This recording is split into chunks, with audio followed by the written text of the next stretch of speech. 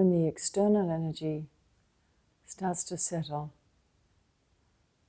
what becomes now more obvious is the internal description. Human beings are endowed with the power to describe themselves. It's what separates us from animals, is that we describe ourselves.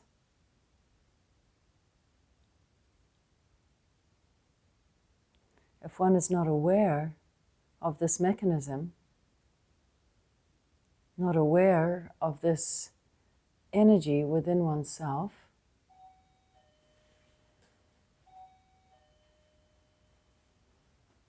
they are then unconscious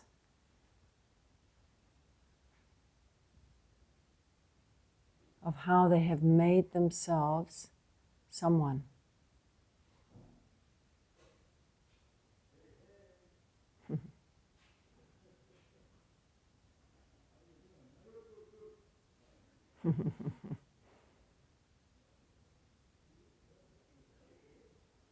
And nothing, absolutely nothing, disturbs being.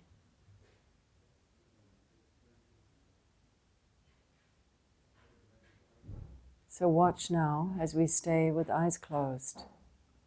You're hearing sound.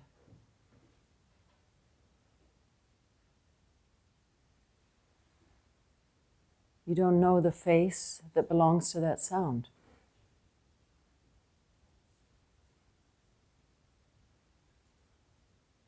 Just sit with that. What is that need in a human being to describe someone in relation to the face, in relation to the actions, in relation to sound, in relation to doing?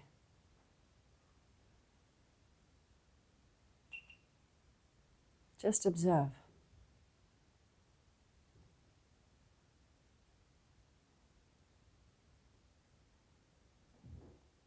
Observe the functioning internal.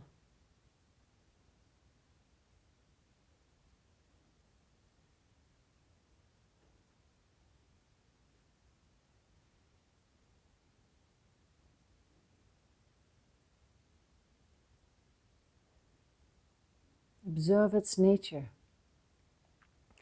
and you will discover that beneath the story, beneath the description, beneath the face, you are observing the phenomena or the energy of change, of something changing, moving.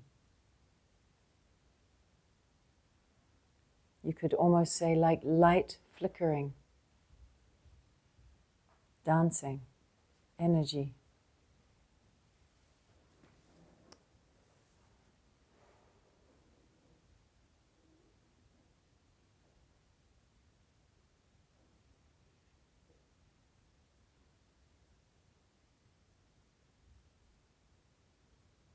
However you wish to relate to this phenomena that you observe, the phenomena of change, the phenomena of describing, the phenomena of movement.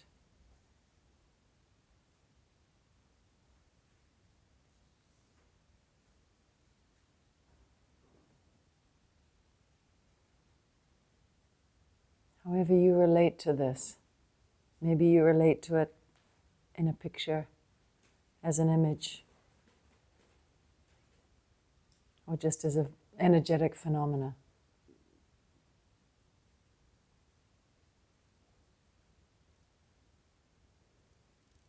There is a tendency, due to our waking consciousness, that divides this phenomena that you observe from the observer, you. I am observing a phenomena. I am observing sound. I am observing movement.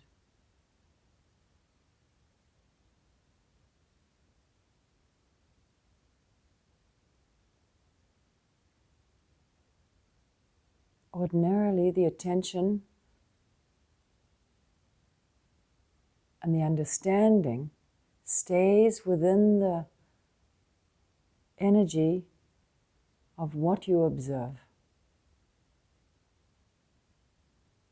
and neglects who observes.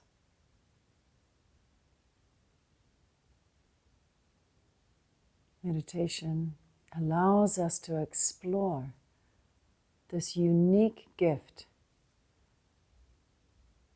that we can become conscious of ourselves.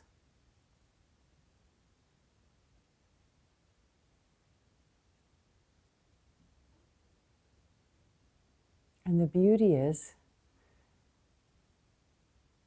that in becoming conscious of yourself, it does not separate you from that which you observe.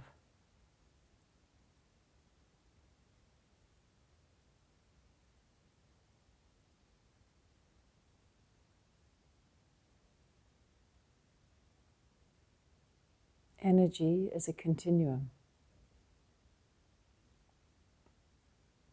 Observer is a continuum. You are a continuum.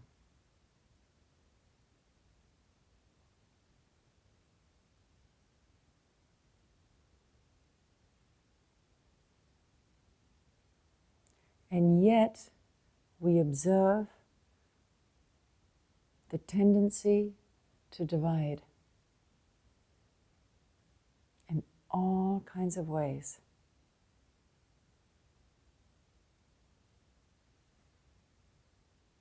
And at the root of that division is the division between you, the observer, and what you observe.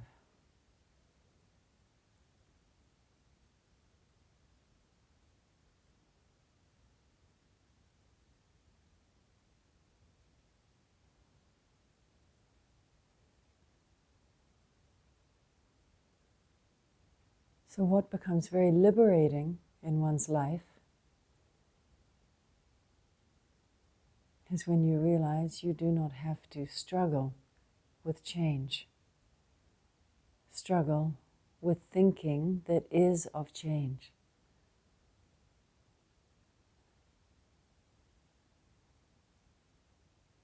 Struggle with action that is of change.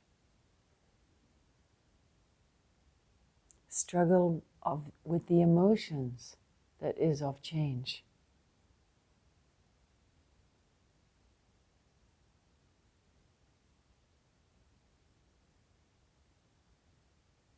The purpose of your life is to realize you don't have to struggle with what is. That you can accept very deeply everything that is, with the realization that you are a continuum.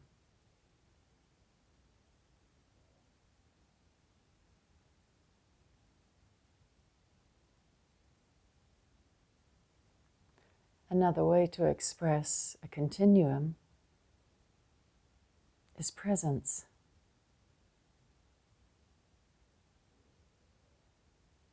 Have you ever known yourself not to be present?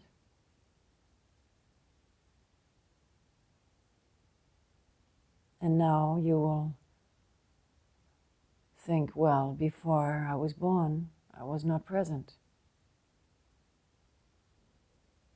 And when this body dies, I will not be present. But is this something you know directly? Or is it something you have assumed because you have been told that before the birth of this body you were not present?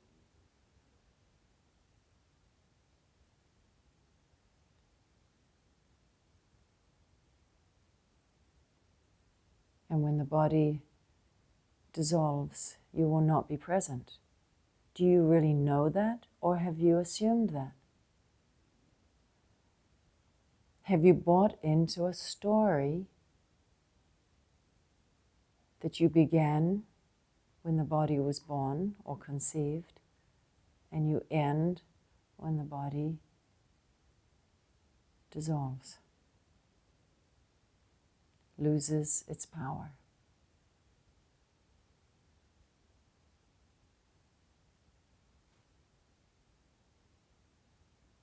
Every person must ask themselves this question at some point. Am I living a story of myself?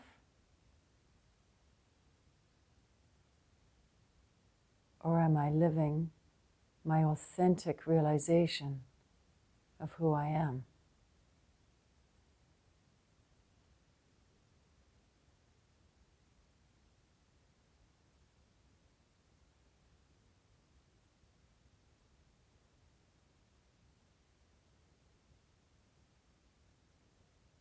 And how beautifully simple, beautifully pure this practice is, that this question can be answered by you, for you, directly and authentically, without any doubt,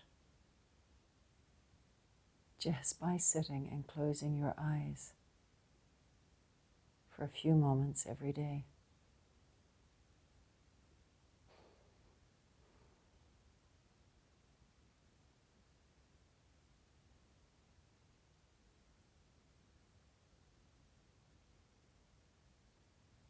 Because meditation is a returning to your true self.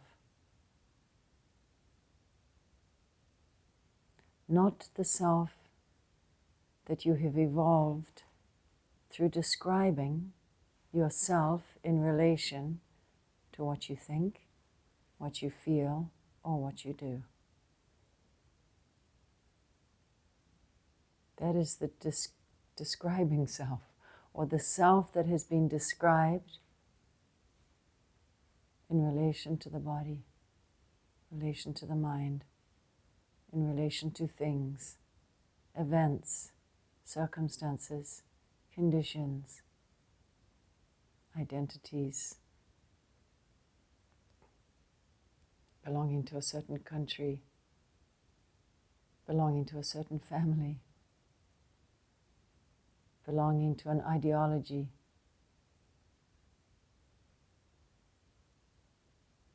This is how you have described yourself.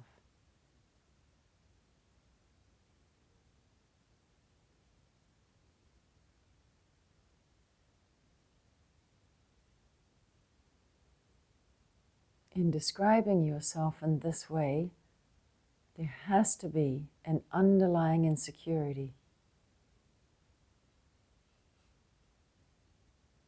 Because it is not deep enough.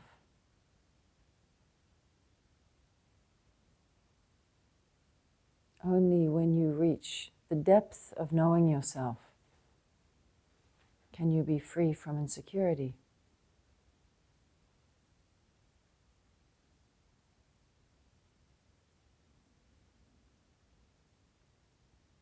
And so today, we will explore what this means to know your true self.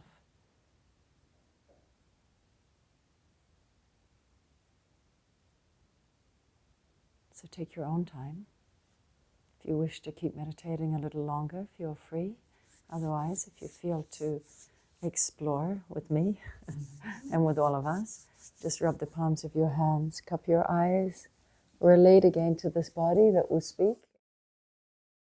How amazing it is, how when you see something so fundamental to your life, and then you invite someone else to walk through that same door, and they're like, no thanks. But that's true resistance. Yeah, that's being bound to your condition. There's a difference between bound to your condition and seeing your conditions or patterns. Being bound to the pattern, meaning the pattern is me, as opposed to I see the patterns. So identification as a personal self is I am my patterns. I am the description that was told to me. I am the story that was told to me. Yes, you also need a little resistance to really, that's what Lise was saying, even though there's, however that resistance comes, even if it's the resistance of rushing to get to a place, there's a force happening. And then as soon as you sit and you take advantage of that resistance as opposed to staying bound in that resistance, you use that same resistance to just be still. It's so difficult for a human being just to sit still. And I don't mean just physically. We can force ourselves to be still. That how to be still and here, this is what meditation opens. And it doesn't mean suppress. And we'll talk about that a little later too. Being still here does not mean no thoughts. It is that beautiful shift of perspective. What are you calling yourself? Am I my patterns, or do I see the patterns? Where is the shift of identification? That's the stillness that every human being is seeking. Every human being is seeking an end to struggle. If I have more money, my struggle will be over. If I find true love, my struggle will be over. If I improve my personality, my struggle will be over because everyone will appreciate me. If this, if, then, if, then, if, then, if, then. This is the noise that drives everyone. Yeah. Yeah. Nice.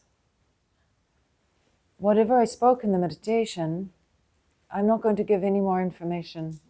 This is not an information gathering retreat. This is an exploration.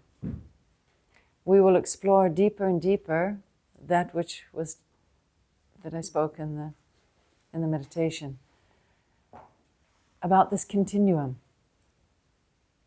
I come to these retreats unplanned what I'm going to say, except I usually bring one word that I would like to focus on. And today, this weekend, I'd like to focus on immortality. How we understand immortality as a continuum. So there's a quote from my teacher that I love. He said, "A human being only has one issue." I'm going to stop the quote there for one moment to say, just take a moment to reflect how many issues a human being imagines they have. Issue with their government, issue with their health, issue with their relations, issue with their spouse, issue with their kids, issue with their looks, issue with their neighbors, issue with country between countries. Look at how, we could just basically open the dictionary. That's how many issues there are. As many words as there are in the English language, there's that many issues. And then someone says, a human being has one issue. Immediately I'm curious. What would that one issue be? How could you boil everything down to one issue? Now that fascinates me. So the quote continues, a human being only has one issue, and that is of his mortality, or her, of their human beings. The issue is of a human being's mortality.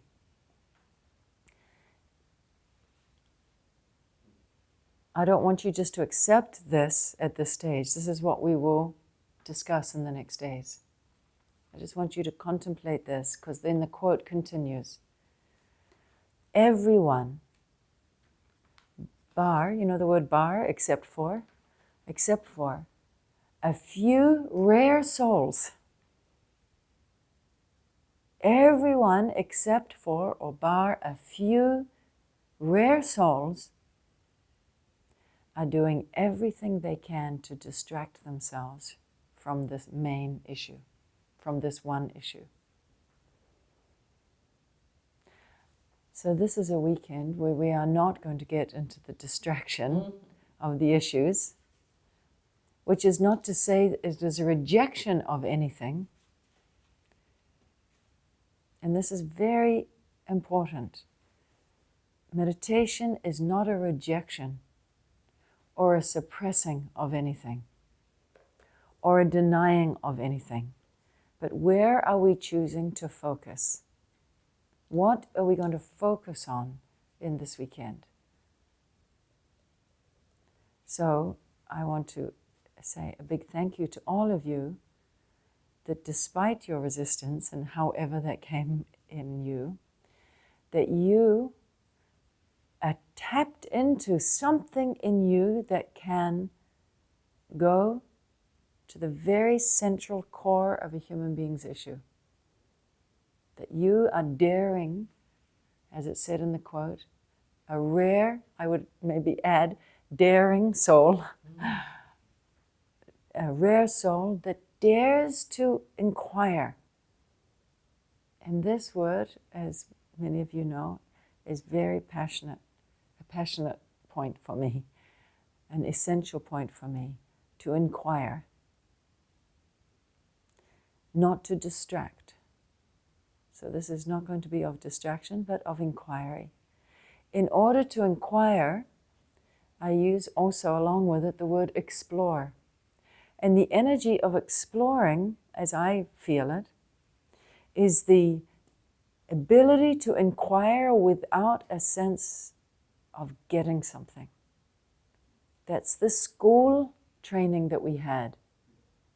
I have to inquire to pass the exam. I have to inquire to look like I know something.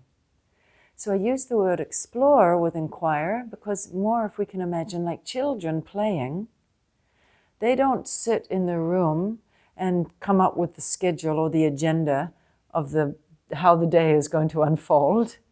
First, we will take 15 minutes to play this, and then we will have a short break, we'll have something to eat, and then we will play this game, and then kids never have an agenda. Think of yourself as an 8-year-old child where you are independent enough to explore on your own without mommy or daddy there. Did you have an agenda with your friends? You're like, hi. Mm-hmm. That's it. Boof, you're off. You just flow with exploring. You pick up a stick. You make something. You pick up this. You explore it. Well, how does this work? What does this do? How can we use this? Let's make this. Mm-hmm. So this weekend we are going to explore with the energy, we are going to inquire with the energy of exploration, which means there is no right, no wrong, and no intellectual interference of grasping. Let it be open. You're going to engage your intellect. For sure, we have to engage the intellect. We want to ignite the intellect, but not with a sense of achieving an end. In this exploration, what I have discovered and what I am absolutely convinced of, just that energy of inquire or open, non-judgmental energy, non-achieving energy, the mind starts to expand of its own power. It's incredible. This expansion will realize that which is not divided between the birth of this body and the death of this body. And we can then realize what continues, what is unbroken. Because if you now, without any sense of exploration and inquiry and allowing that expansion, you're not going to really directly realize what is eternal, what continues, what cannot be broken, what cannot be divided. So it becomes your direct realization of that, your direct contact with that in yourself. Otherwise, you're just believing someone. Of course, The wisdom tradition of India is of immortality, that the soul is immortal and journeys on, is never bound by this body, never actually takes birth due to the birth of the body, and will not die with the death of the body. This is the tradition of India. But if we take it on as a belief, we become religious. If we take it on just as a belief, we have not expanded our inner being. We have rather contracted. As soon as you have a belief, you are contracting yourself, because one belief has to be in opposition to another belief. And what is a belief is built on the foundation of insecurity. There was a beautiful story that Carolyn at the retreat spoke. She said her mother was a devout Christian. Do you remember the story? It really touched me. She said her mother was a devout Christian her whole life, very seemingly sure of her faith in Jesus Christ and in that she will go to heaven when she dies. She's lived by that, unshakingly lived by that, and preached that to her children and to her people, and belonged to her church, and was absolutely unshaking in her belief of Christianity, that she will go to heaven. And then, as she's lying on her deathbed, she says to her daughter, "I really hope it's true."